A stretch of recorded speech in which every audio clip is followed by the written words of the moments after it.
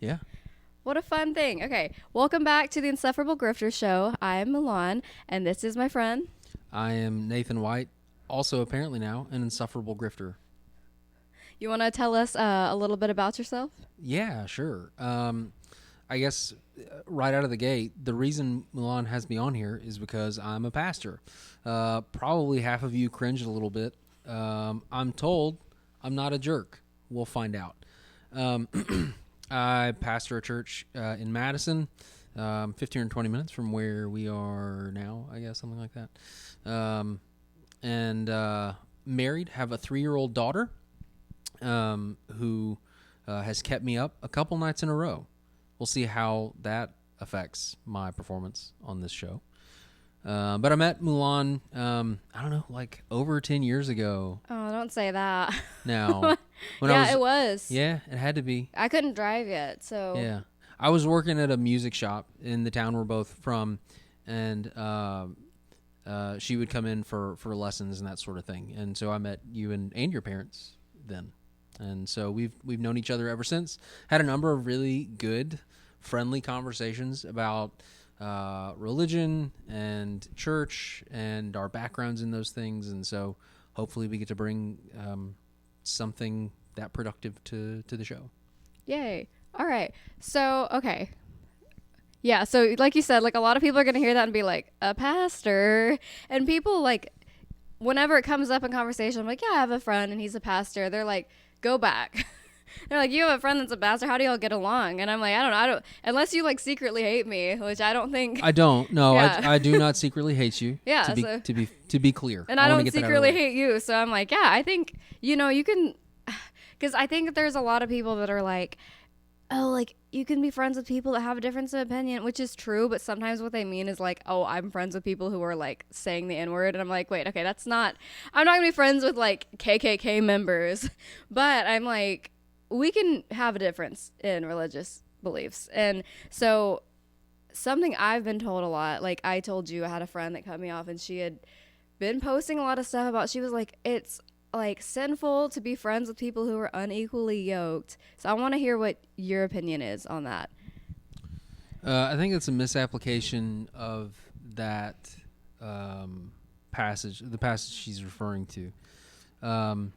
If that person is listening to this, I mean, I don't know who you are, and I mean no offense to you, but it does sound like a misapplication of that verse that is used mostly in the context of marriage. The lack of wisdom in people getting married who have fundamentally different beliefs about religious matters, which I think is most of us would agree is not a good idea anyway.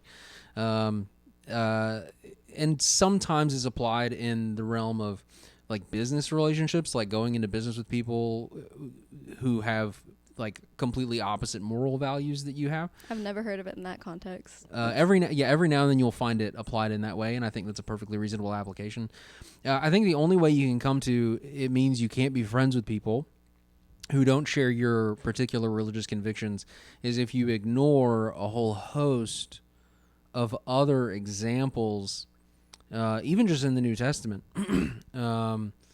where that exact thing is happening, and is at times commended. In fact, one of the qualifications for leadership in the church is that you're thought of well. We're told by outsiders, so people who are not in the church, which means you have to be That's interacting me. with people who are not in the church. You have to come on my podcast. Yeah, They said that. Yeah. Basically, yeah. That's what that means. So you have to be interacting with people who are not in the church. Yeah, we're also given these examples, not just of friendship, but of when you're met with hostility from people outside the church, to respond to that with kindness, such that ultimately they like it's sort of openly shameful for them to be treating Right. you that way, right? I just don't know how you read the unequally yoked passage and apply that to I can't be friends with people who are not Christians. I'm not sure how you get there in any fair way. Right. Yeah. Because I was wondering that too. I was like, I get where you're coming from, but I'm like, how do we get from point A to point B? Like, I'm like, where did we come up with that? But yeah. Okay. So back to talking about kindness, like I think something I and a lot of people have talked about is like the most, and like I'm not saying all Christians obviously, but like most of the hateful, like awful things we've experienced have been like from people who are like proudly professing to be Christians. Yeah. I guess you're asking for my take on that. Yeah. So certainly that's the case. Certainly it happens. There are warnings against self-righteousness. Again, even just in the New Testament, frequently, in part for this reason. I would also say that part of that is going to be culturally conditioned. So, and you mentioned this in the first episode of your podcast, just because of where we are, the religion you're around the most is Christianity. I would wager, this isn't to excuse anything, just to give context to it. I would wager that if we lived in, like Azerbaijan, the majority of people who have been jerks about religion would be Muslim. Right.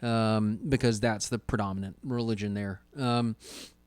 The other thing that's happening a lot right now, and I think this has always been true in some respect, but it's maybe more pronounced, is there are a lot of people who claim the term Christian, and they very explicitly mean it in only a vaguely cultural way. So there's always been this sense in which people would claim they're Christians in the sense that they go to church or whatever, but they don't really buy into all this stuff. It doesn't really affect their lives. Now you have this... I think my stomach just growled, so you might get that on the thing. Sorry, everybody. Now you have this thing where, like philosophers, one very prominent Jungian psychologist will sort of latch on to Christianity as a cultural label. There's a historian who's done this as well. Even Richard Dawkins, noted atheist, has made mention of sort of being culturally Christian, in that the general ethic is one that they agree with, and there are parts of it that they find intriguing. And you find a lot of people now who are very openly doing that same thing, where if they'll claim Christianity, but then if you press them on, well, what about the truth claims of Christianity? Like, do you believe, what do you believe about Jesus? What do you believe about the nature of Scripture? What do you that they're not really in any strain of Orthodox Christianity at all. So there's going to be a level of that too. All that to say, that's no excuse. And I was actually meeting with a guy today, and one of the things we talked about was the you shall not bear the name of the Lord your God in vain, is a commandment that not only speaks to not using, physically saying God's name in a vain way, but also to claim to have to claim the name of God. Like I belong to Him. He has a claim on my life, and then to consistently and unrepentantly act in a way that undermines the claim that He's worked in your life is a violation of the command not to take the name of the Lord your God in vain. And that's a very serious thing. Attached to that commandment is the promise that God will not hold anyone guiltless who does this. That even if they escape any judgment of men, to borrow, if you escape the judgment of men, to borrow religious language, the understanding in Christianity is that you can't escape the judgment of God for this. That He does take seriously the sins people commit against other people in His name, claiming to bear His authority. Yeah, I've met like a lot of Christians that they're like, yeah, I'm a Christian, but I've never read the Bible. And if I'll be like, oh, like, what about this or that? They're like, I don't know what you're talking about, and I don't care. And I'm like, I don't really understand that, because like I'm reading the Bible for the first time, and we've talked about it, and it's very interesting to me, and like I can't say I'll never believe in it, but I can say at this moment I don't. It's very interesting, but yeah, I'm not sure like the thought process that goes behind being like, yes, I believe in this, but I don't know what it is. Yeah, it's funny. I was talking about this same thing a couple days ago with a friend. I at the risk of sounding like I'm being unnecessarily harsh to other people, because I don't intend to. That has never really made sense to me, even when I was like a kid.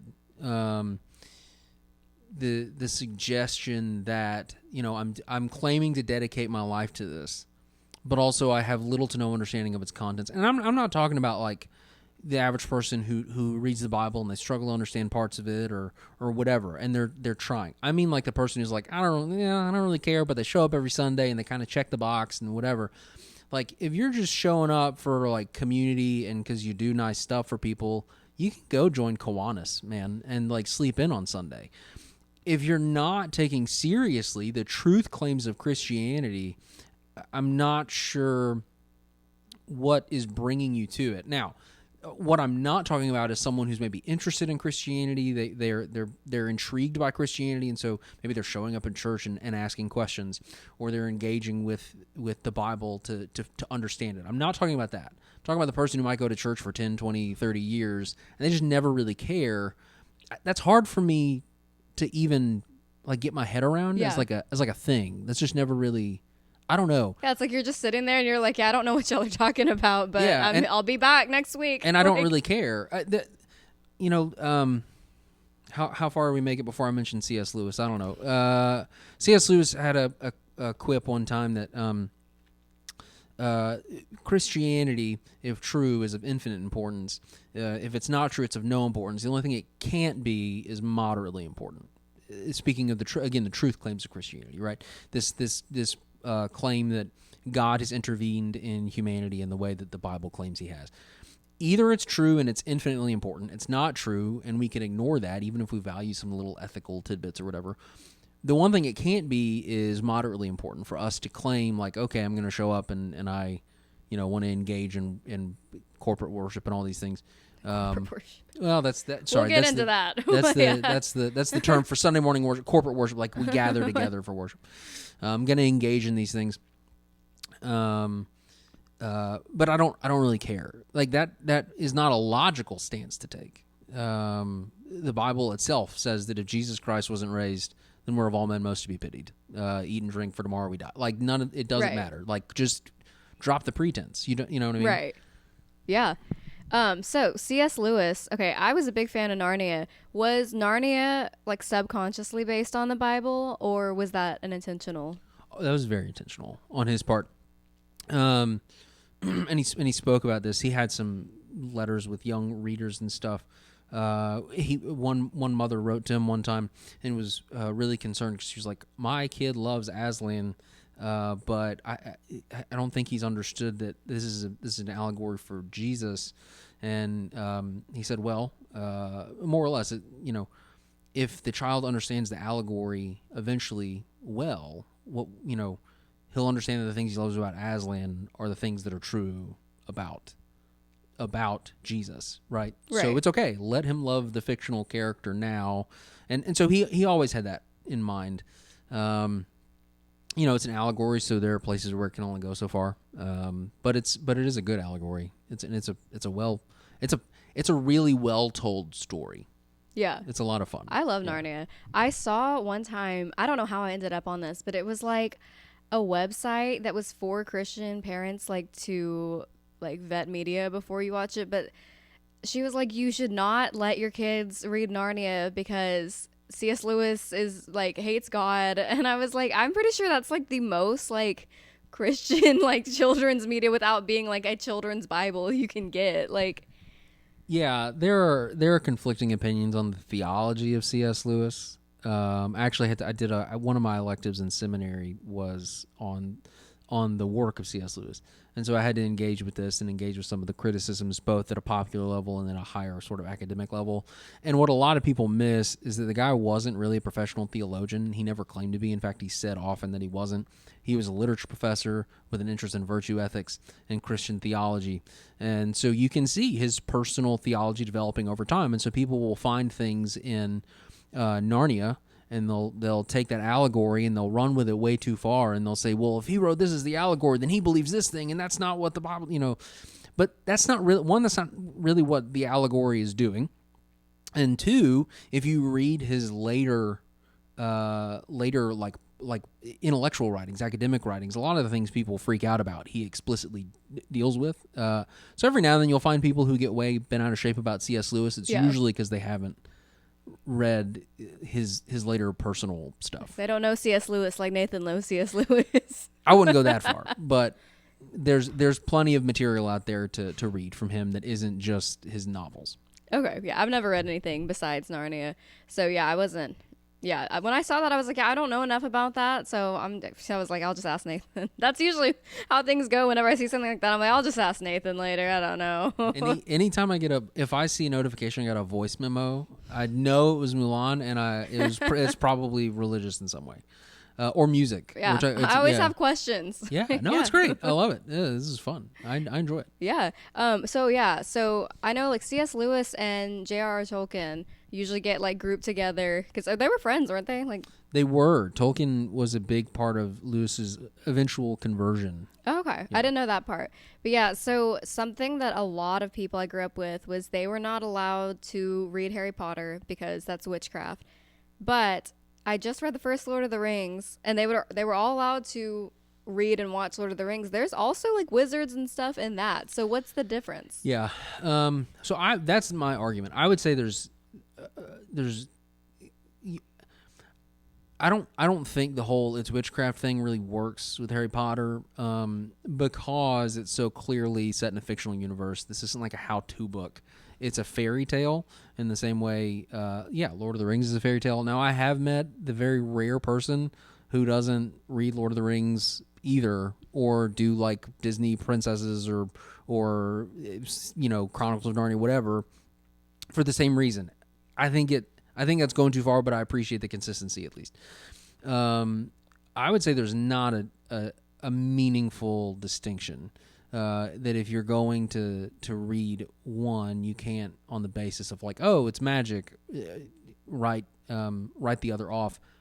I will say I think that's a diminishing view, especially because if I don't want to spoil anything, but as the story develops, it's very clear that there are parts of the Christian worldview that have affected the story. Oh, we're talking about Harry Potter. Harry Potter. Okay, yeah. I have read Harry Potter. I was like, don't give me Lord of the Rings spoilers. No. So I'm working on it. But yeah. No spoilers for anything. Okay. So I think that helped in some respect with some people. The strongest argument I heard, to be fair to people that I can be fair to, was that in Tolkien's work, magic as it existed was what's now called a soft magic system. There are no clear rules. You don't really understand how the magic works, only that it is sort of miraculous. It's a suspension of the natural order of things based on the power of the divine beings in Tolkien's universe. Okay? So in that way, it mirrors a little bit what we might think of as God doing miraculous works in the world, whereas in Harry Potter, it's just people are born with it, and it's within them. They're doing stuff within them. I still don't think it's a great distinction to make to justify reading one and not the other, but I'm also not gonna like fight someone over it. Yeah, I think sometimes you just gotta be like, okay, yeah, man. Sometimes you just don't need to fight people over everything. But also, I didn't mean to laugh at your corporate worship thing. I've just never heard that term. It's okay. So it's I just don't want you to think I'm like making fun of you on camera. I have never thought that.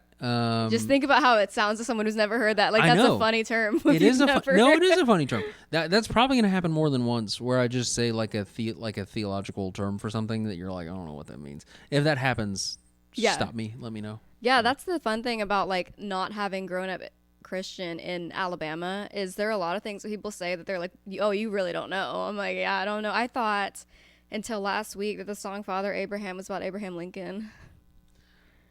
That's, I mean, honestly, I get how that could happen. Because I just read like the story of Abraham, and then I was like, "Oh, he has many sons." Right. I He's thought promised, it was like we're all the children of America. Because I was like, okay, Abraham Lincoln freed the slaves, so then like these are all of like the children of America going forward. So it made sense to me. So I was like, let's all praise the Lord that everyone's free. The slaves were freed. I mean, like I said, I don't think that's a crazy with no background to understand what this children's song is, I think that 100% makes sense. It made sense in my mind. And I also have a condition. I have auditory processing disorder.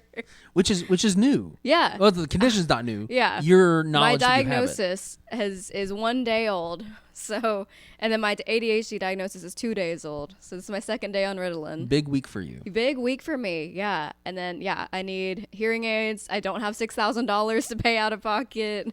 Who does? I know, right? Yeah, it's considered cosmetic by insurance, which brings me to my next thing. Okay, so the United Healthcare CEO. Oh boy. Okay, so I don't like murder. Obviously, most people don't. What a qualifier! I don't like murder. I don't like it. However, how brave of you. I know. I'm like, controversial opinion, guys. I don't agree with murder. But I think, like, that was probably one of the most unethical people in the world. Like, how many people has, like, the whole private insurance greed killed, like, directly from being like, yeah, we can't approve your claim because, like, you will die if we don't approve your claim, but we want another summer house or whatever. How do you feel about all of that? Like, how do you feel about Luigi Mangione and everything about it? Wow. So we're I thought we were talking about theology, and I guess in a way this is because inevitably my faith informs my understanding of the world.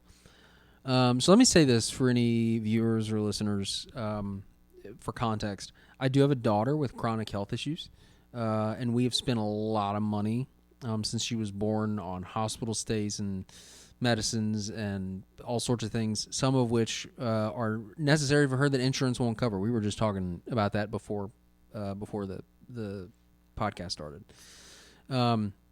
So I come at this as a father who has been on the phone with insurance reps more than once, trying to very kindly but firmly say, I know this isn't your fault individually. And I'm not, out to be a jerk about this, but ask me if I'm playing right now.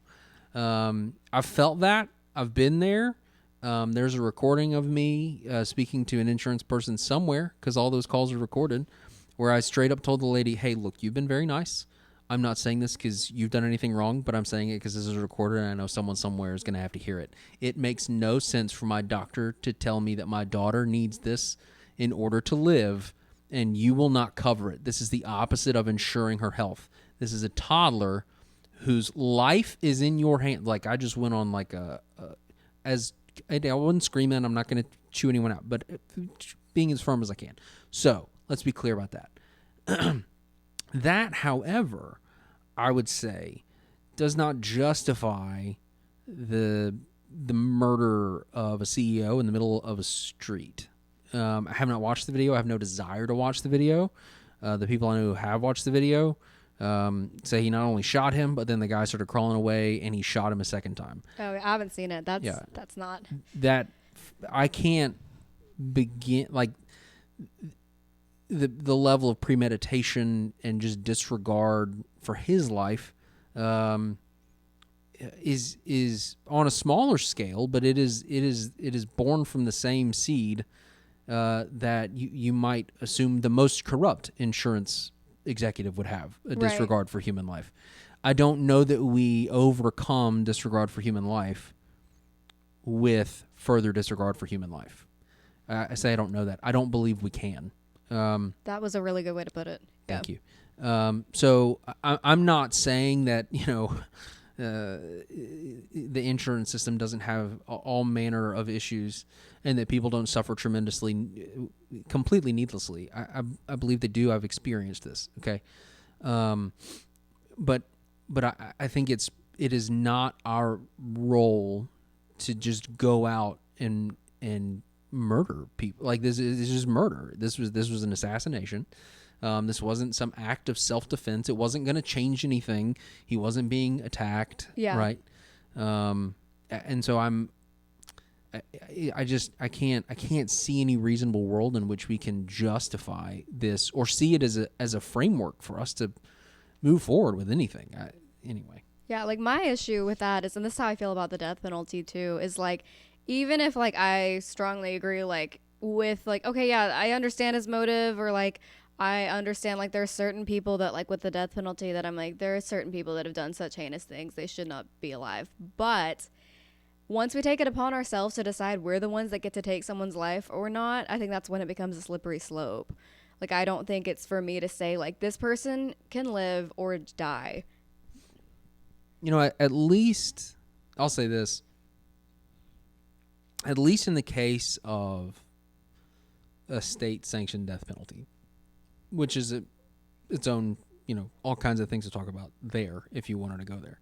But at least in that case, the person has faced a trial and a jury of their peers, and a judge has determined what the best recourse is, and they can have appeals and all these other things. None of that was present.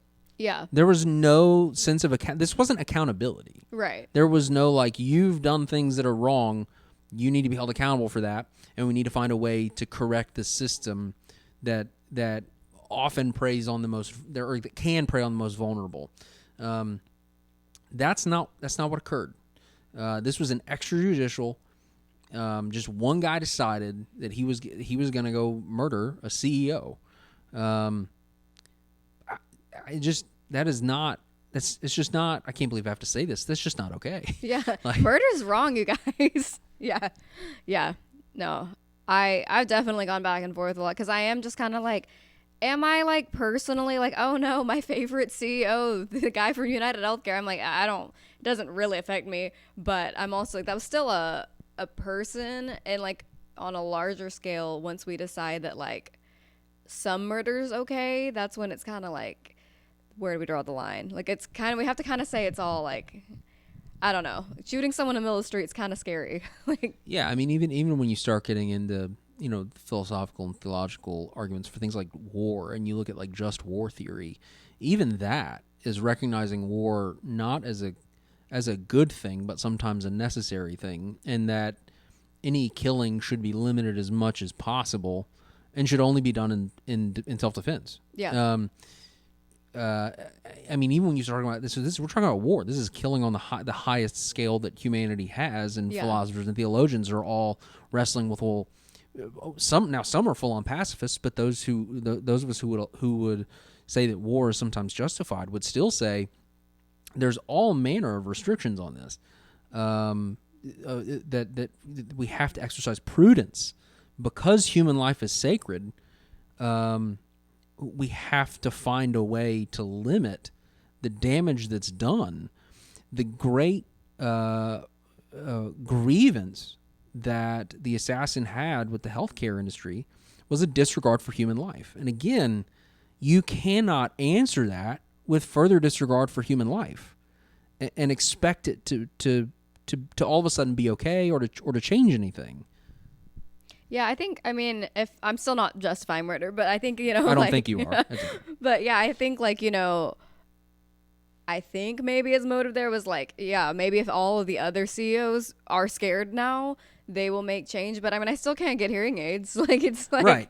Yeah. You know, my daughter's glucose monitors are still, we still got to pay out of pocket. Like, this doesn't change anything, you know. They're just going to hire more security. Like, they're not going to be like, oh, like, we should take care of the people. Because if they felt like that, they wouldn't be the CEOs of private health insurance. Yeah, right. I mean, like, this isn't a thing that, you know, they might, you know, there was the company that walked back like the Nixon pay for anesthesia like halfway through a surgery or whatever, right? Which that's crazy. Yeah, that was crazy. But this isn't some means to a means to any sort of long-term goal. It doesn't get us anywhere. It doesn't get anybody anywhere. There's just a guy who had a family that's dead now. Right. That's it. That's all that's happened. And that is another thing, is like he had like kids and a wife and stuff, and I'm like, that they lost their father and their husband. Like, that is really tragic.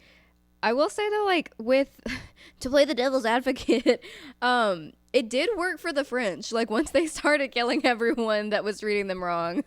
I mean, did it though? Look at the outcome of the French Revolution. They ended up back where they started. That is true too. Yeah. I mean, it was everybody just it was a big bloody disaster. And then the people who started it got killed, and then they ended up with a king again. That is true. Do they still have a king? Where are they at now? No. I mean, they're a republic. But it wasn't because of the French Revolution. Yeah. The French Revolution set them back. Yeah. They had to recover from that economically and in all kinds of ways. Yeah, I'm not super familiar with the French Revolution. I only know more about the June Rebellion because I've seen Les Mis so many times. But I know that's why they have the wide streets, because they're like, you will not barricade these streets. No more barricades. Literally. Stop singing on the barricades. Literally. Yeah. But yeah. So I know a lot of people that are like conservative Christians, and they're like very for like private healthcare. You know, they're like, well, you know, if they want to get rich off of it, that's fine.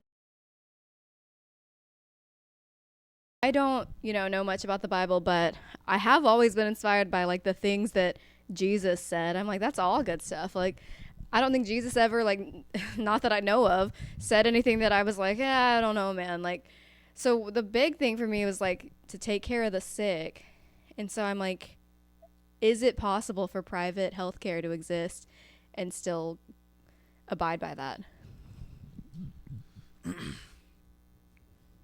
That's a really good question, because I would say, I think there's a lot that goes into that. What does the command of Jesus have to do with the individual who is seeking to follow it, and how does that have a bearing then on larger culture outside of that, including people who don't follow it, right? Certainly.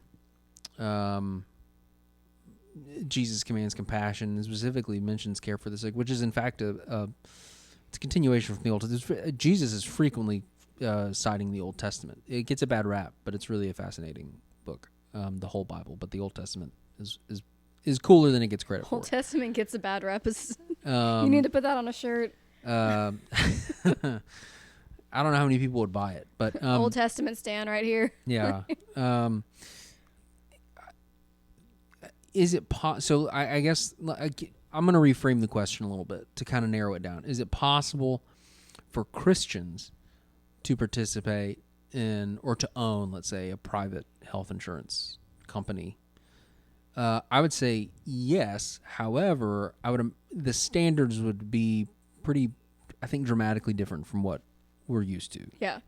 And there are some companies like this. There are small companies that are basically almost like a co-op, where you buy in. They ask you to uphold certain things to kind of lower the cost for everybody, but like any insurance company would. But they cover a much wider range of things, and I've never heard of any of them denying a life-saving claim ever. That's good. So is it possible? Yes. I think it has everything to do with what you mean, what you have in mind when you say like private health insurance and all the baggage that comes with that. It would still be private in the sense that some like people own it, right? And it is technically health insurance. But I think what such a company would do, how it would cover costs, would look very different. Yeah. I think I agree with that. Yeah, because I think that's how I feel about most businesses.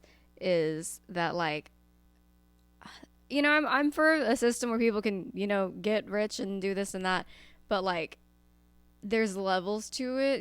Like if you made your $1 billion empire off of like child labor, like I'm not cool with that. And I do believe in like universal healthcare. I think it has worked very well in other places, but if we can't have that, like something like what you're talking about is much better than like, giving myself my like $1 billion raise while people literally die.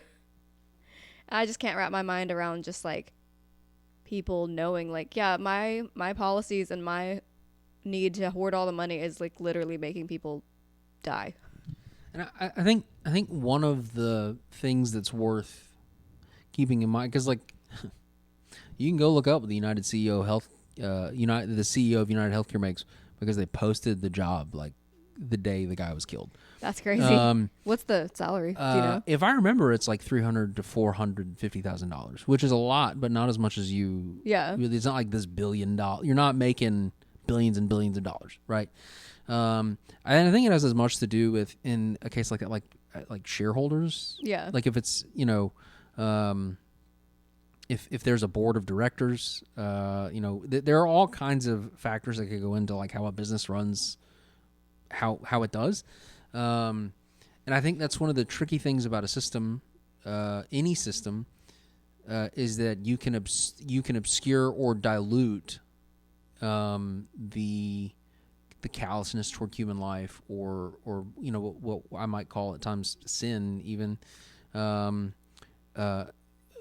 because you say, well, I'm only one person, I only have one vote, yeah, right? And so I might have voted for this thing that's pretty messed up, but they couldn't have happened with just me, or what, right. There's always someone that you can kind of pass it around to, so it's hard to like pin one person with some of this stuff, which is his own thing, and I think speaks more to human nature than health insurance or medical care in the United States or anywhere else. But even looking at it, I think it's hard for us to say, okay, one guy there is single-handedly responsible for all of it. It seems to be inevitably that some level of guilt is dispersed among like a lot of people, which complicates the matter too, because this guy might have taken that job with perfectly good intentions. I have no idea. I don't know what this guy's background was or his policies or anything else. I don't know. Again, kind of irrelevant to the fact that you still shouldn't murder him. But it's the whole system makes it kind of hard at times unless someone is just overly like wicked, right? The whole system makes it hard at times to figure out, hey, like, where is this damaging policy really originating? Like, where's it coming from? Right. Yeah. What do you think? Fair enough. All right.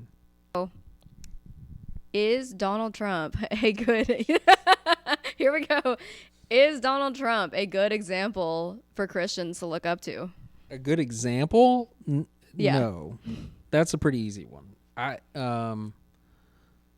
If he were to openly, like, to borrow the religious term, repent of much of what he's said and done, even, like, prior to his political career, then we might be able to say, hey, you should imitate him in his repentance. Am I saying he has zero positive qualities or abilities or attributes? No, because I wouldn't say that about almost anybody. But the notion that he is someone worth imitating in the Christian life, I'm sure someone somewhere thinks that. I don't know many people, if anyone, who does. I'm sure someone somewhere thinks that. I don't know how they justify it.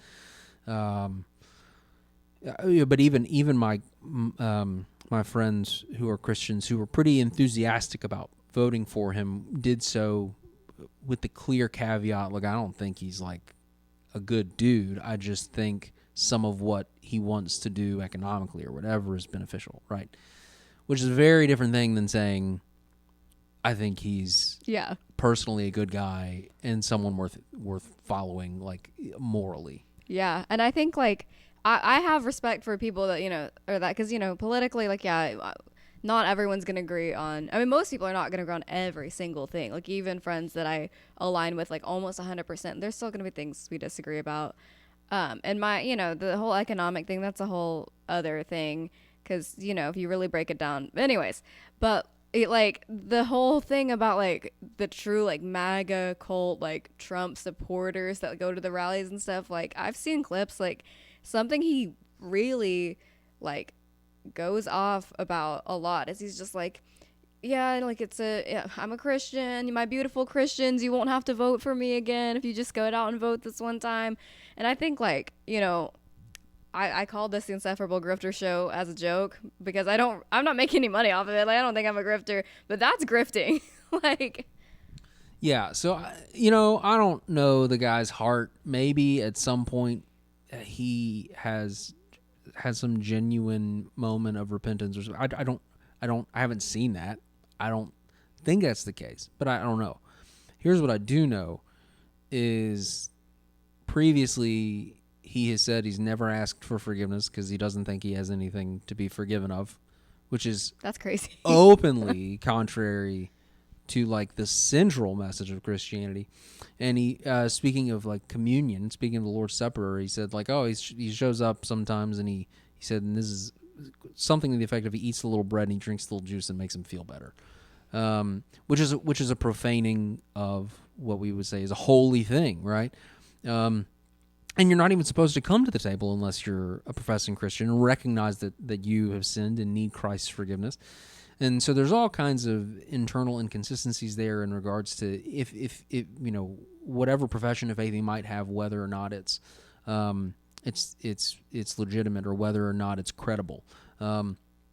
So however someone voted, I would say if they would look at him as a model for the Christian life, I would say they've lost the plot. And again, even my dear friends who are pretty enthusiastic about voting for him, who are Christians, as far as I know, all of them would say the same. Yeah, and but yeah. So I've experienced the like extremist. Yeah. The really like way far into it. Yeah. Like going to the Trump rallies, the whole 9 yards. But yeah.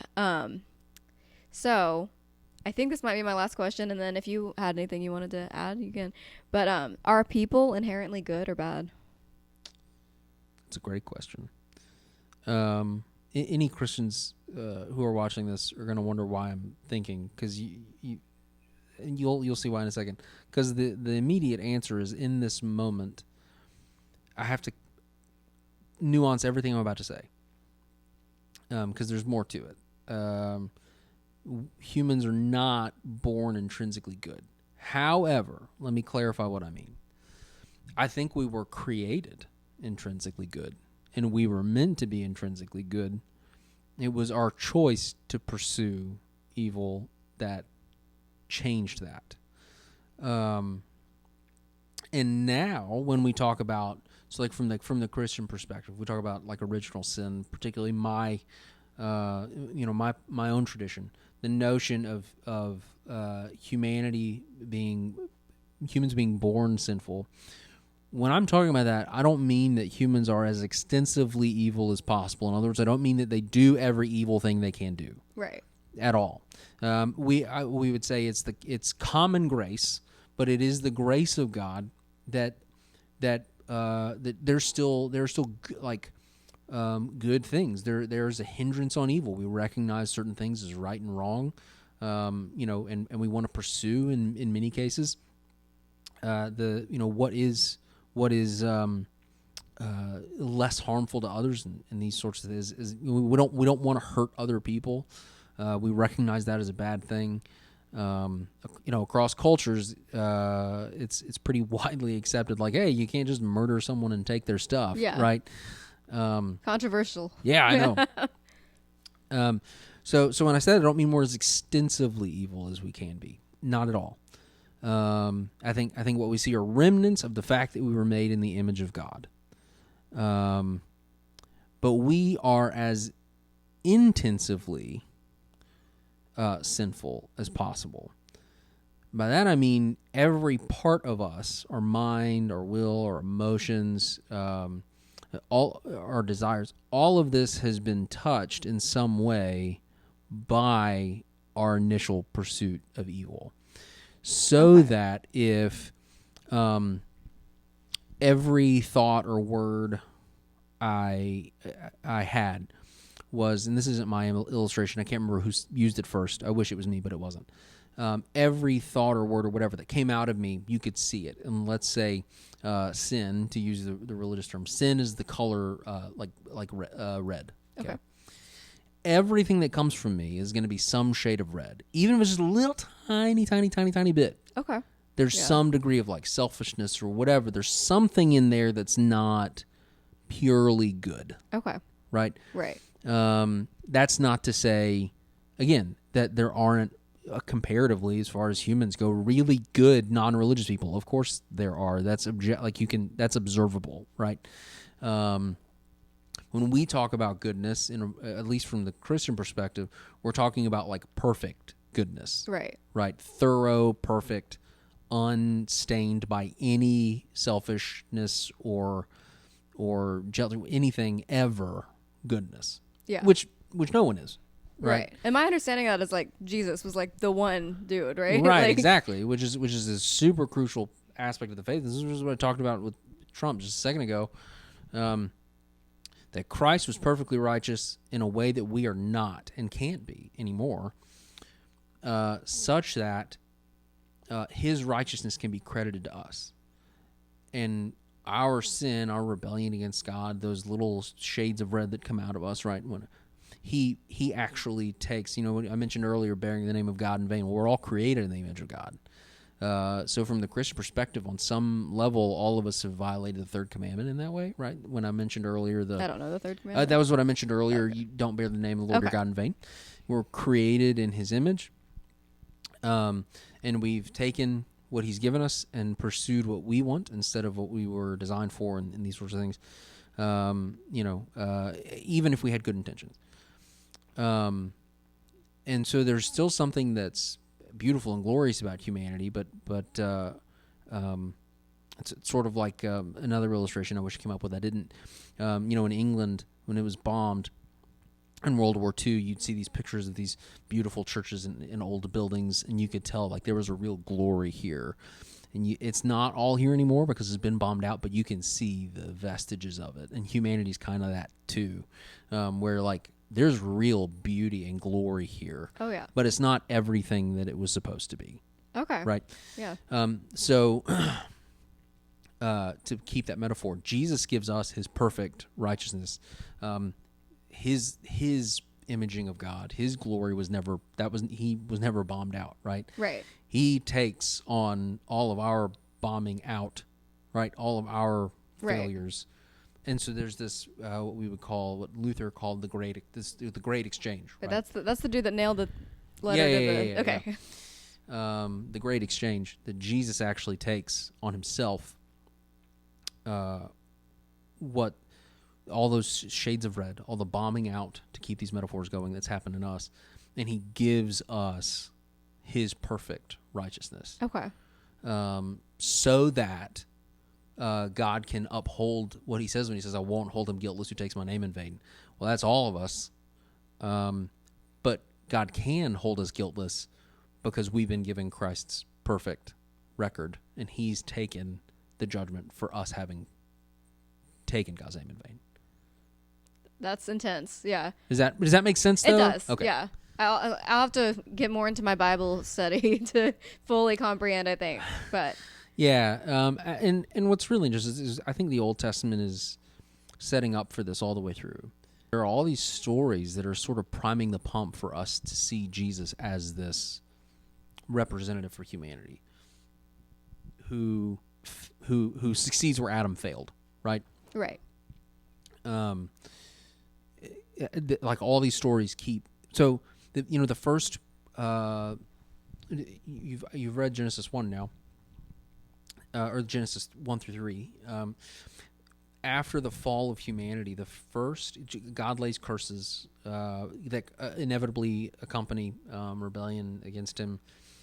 And do you remember who he lays the first one on? The first curse. First curse, isn't that that's Adam and Eve? Actually, he curses him second. He curses Satan first, the serpent. Okay. And the serpent isn't. We're told later in the narrative that the serpent was Satan. He curses Satan first, and he says that I'll put enmity between your seed and the woman's seed. So in other words, a human you and humanity are going to beef, right? Okay. And then playing on the notion that this is a serpent, but again, we're told later in the biblical narrative that it's Satan. You will basically we're told that he will that the serpent will strike the heel of the seed of the woman.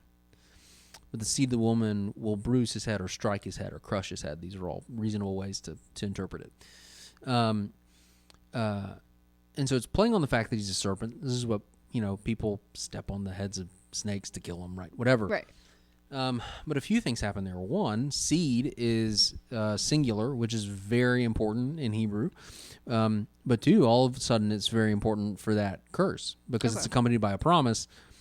One seed of the woman, one descendant of the woman is going to crush the head of the serpent, is going to crush the head of Satan. Okay. Even though Satan is going to take a strike at him. So you follow that seed promise all the way through, like offspring. Okay. Abraham just got an offspring promise. Okay. Right? Yes. Later on, David's going to get an offspring promise. Spoilers. Yeah. The book's been out for 2,000 years. I feel like there aren't really spoilers for the Bible anymore, but okay. Yeah, I had 2,000 years to get on it. But Right.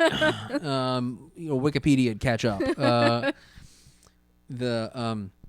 So all these offspring promises start running together. Okay.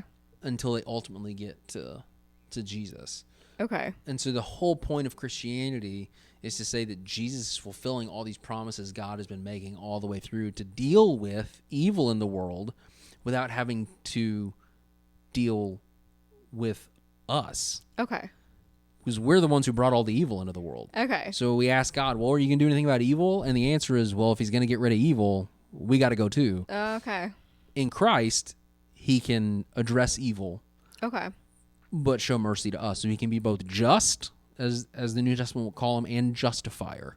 He can be just, he can uphold his righteous standard, and he can justify those who were once opposed to him.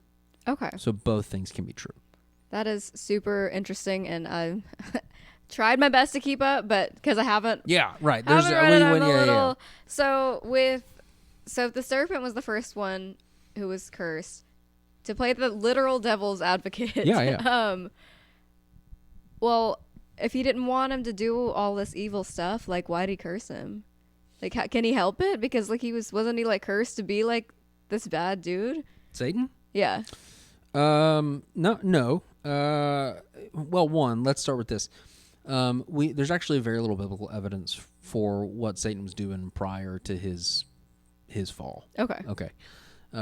Everything else comes from various traditions, oral traditions, Hebrew rabbinic traditions. There could be vestiges of truth in some of these things. I don't know. But as far as the biblical data, we have very little.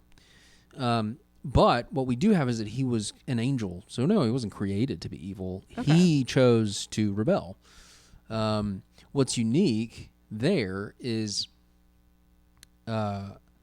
when he rebels, because angels aren't made in the image of God. This is an important thing in Scripture.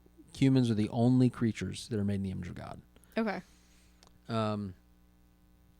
Angels are able to sin, but redemption is beyond them. Could you elaborate? Yeah. So, like, Satan could rebel against God. Okay.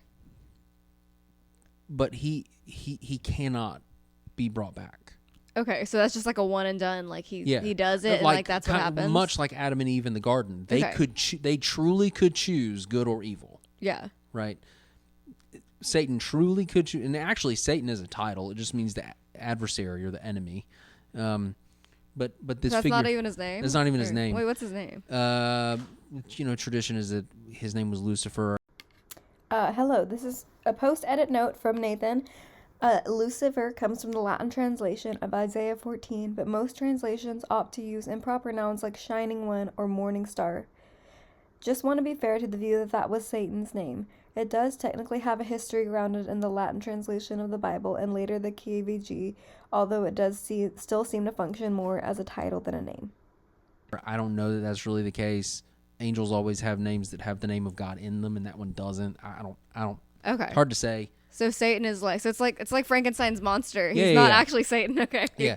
Satan is a title. Okay. But part of the reason for that is that in Christian sort of metaphysics, wickedness is just the absence of good. It has no substance. Okay. All it can do is pervert what is good. Okay. It can't act. It has no substance of its own. So it's like how white isn't like a color or black. Kind of. Yeah. Yeah. If you're talking about light or if you're talking about paints. It's Yeah, different how or it's like the whatever. Yeah. absence of color. No, Yeah. okay. So evil is just the privation of the good, Okay. to borrow the thing. Okay, so it has no substance, and so there's a little bit of that in the terming, like the way Satan is termed or named or whatever you want to call it. Satan, called Satan. All of a sudden, he's not called by a name. He's just called by what he's opposed to. He's just opposed. All he is now is opposed to God. Like Okay. that's his whole shtick, right? It's like fan behavior. Like I know. Yeah. So no, he chose to rebel. Okay. And because he hates God, he hates humans who are made in God's image, and immediately set out to drive the wedge. What a hater. I know. And he had the decision to just be like, no, I'm just gonna chill. Yeah. But we're later told at the end of the Bible in Revelation that Satan rages because he knows his time is short. It's literally just he's driven by being opposed to God. That's what we got. Okay. That's the biggest thing we know about him. And because he's opposed to God, he's opposed to those who remain in his image. And so he tempted Adam and Eve with words that God didn't say. I don't know if you caught that, but the way he tempts them is by twisting God's words in the garden. Yeah, it was giving gaslighter a little bit. Yeah, I was yeah. a little confused, but I was like, I Why is don't he think saying that's this what way? he said. That's Like- not because it's not what he said. Yeah. And tempting them with something they already had, right? Yeah. He knows if you take this, you'll be like him. They were already as much like God as they were ever going to be. Okay. They were like created in perfect righteousness, wisdom. Like the only thing that they didn't have was the loss of goodness, which makes them less like God, Wow. right? That's I didn't catch all that, but I was like, this serpent seems like a gaslighter. I was like, male manipulator. He listens to modern baseball. Classic. Oh, okay. Yeah. So I think that's a good note to end it on. Where can we find you online and stuff? You're great on Twitter or X now. Yeah, this website formerly known as Twitter. You can find me at npwhite717. That's probably the easiest place to follow me. I do have a Facebook page. It's very boring. I mostly post pictures of my family, and I don't usually add people that I don't know or have mutual friends with. So, if you're friends with Mulan here, I might add you. But Facebook or Twitter is the easiest way to find me. And you'll see updates on our church and everything else there, and further commentary on a number of And things. he's also hilarious on Twitter. That's kind. That might be an overstatement, but thank you. I mean, I know people that will be like, oh, you know Nathan from Twitter? Like, That has happened to me a few times, and Yeah. I don't know how to feel about it. like an When it happens. influencer. I hate that. The times I've gone to my denomination's national meeting, General Assembly, inevitably I get one or two people, at least, who I don't know, who are You're like, famous. "Hey, are you like You're NP White I'm 717. are you the guy from Twitter?" Yeah, that's me. The guy from Twitter. Nathan, you're on Twitter. One time I got a seat out of that. I walked into a room that there were no seats, and a guy got up and he's like, "Hey, you can sit here. I was gonna leave." You're and the I was tweet like, dude. "Why?" Or, okay, thank you. Sure. Which is weird. Anyway, you can follow me there. Yeah. So All right. Well, thanks so much for coming on. Thanks for having a great conversation with me. yeah, I love Yeah. it. We never got around to corporate worship, but that's okay. Yeah. We can do Save it this for the again next time. I mean, I'm like, I always have questions, especially as I keep reading the Bible. So Yeah. y'all let's let talk me about know it. if you hate Nathan and you don't want to see him back. Leave me a comment. That'll be fine. You won't hurt my feelings. It's not the first time. Everyone put a dislike on this video if you don't. That's right. Smash that dislike button. All right. Bye. I never know Bye. how to end these. I'm just like, all right. The end. That was fun.